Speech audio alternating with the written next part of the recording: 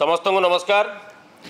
चलित निर्वाचन रे अति शोचनीय भावे पराजय वरण करने जाउथिबा भारतीय जनता पार्टी जानी सारिला परे सेमानंकर नेता माने विचलित और विव्रत हो गले।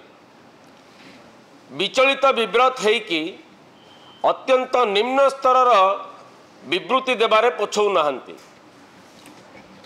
खलिकोट घटना को नहीं आज भारतीय जनता पार्टी नेता श्री पीताम्बर आचार्य जहाँ विवृत्ति देइचंती ता आम नजर को आसीची।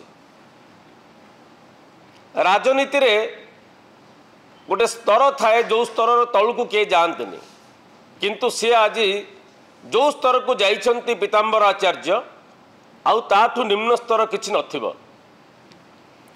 सर्वसाधारण मंतव्य देला बेले शालीनता रक्षा करिवा पई संयमता रक्षा करिवा पई आमर दलर सभापति माननीय मुख्यमंत्री 2 दिन तले समस्त को अनुरोध करथिले। हेले लागुची अशालीन एवं अरुचिकर मंतव्य देबारे भारतीय जनता पार्टी नेता माने गोटे संकल्प नहीं जाइछंती। से आचार्य कौन कहले?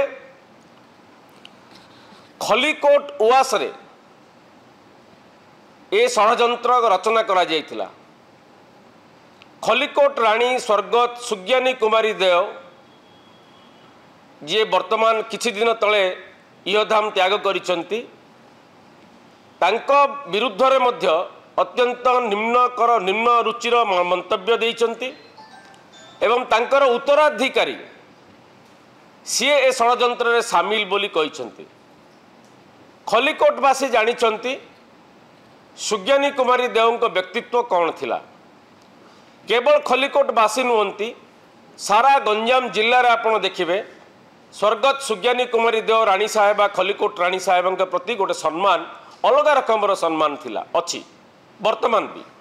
किंतु श्री पीताम्बर आचार्य जो विवृत्ति देइचंती ताहा आमको व्यथित करिछि। विशेषकर गंजाम जिलावासी एवं खलिकोटवासी को व्यथित करिछि जे खलिकोट राज उआस रे गोटे हत्या षड़यंत्र करा जाइथिला बोली कि सी अभियोग आनिचंती। यह वास्तविक निंदनीय कहीं ना खलिकोटवासी संपूर्ण भाव जानिचंती खलिकोट राणी स्वर्गता सुज्ञानी कुमारी देव एवं से उआसर गुरुत्व केते। तेणु एभली जो मंतव्य देइचंती आमे ताकू दृढ़ भाव निंदा करुचु। श्री आचार्य जानी रखिबा दरकार जे तांकर गोटे निम्न रुचिर वक्तव्य खलिकोटवासी मनरे आघात सृष्टि करिछि। एई भलिया घटना को 2 दिन तले माननीय मुख्यमंत्री निंदा करिसंती एवं दोषी को कठोर दंड दियाजिवो बोली एसआईटी भी गठन होईछि। किंतु सेइथिरु राजनीति रे रुटी सेकिबा पई श्री आचार्य जो उद्यम करिसंती हीन उद्यम करिसंती अपप्रयास करिसंती ताको आमे दृढ़ भाव में निंदा करुछु। केवल एतिकी नुहे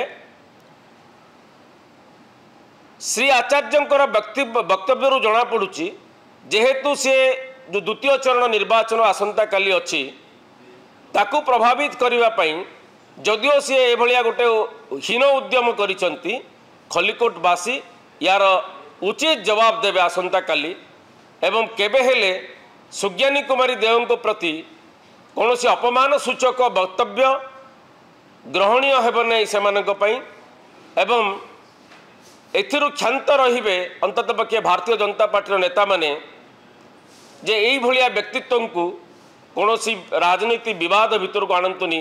विशेषकर सी जो इहधाम त्याग करिसंती तांकु एवं तांकर उत्तराधिकारी एवं से उआस को नेकी ए भलिया जो वक्तव्य देइचंती सेथिरु सेमाने सद्बुद्धि पांतु क्षांत रहंतु। धन्यवाद।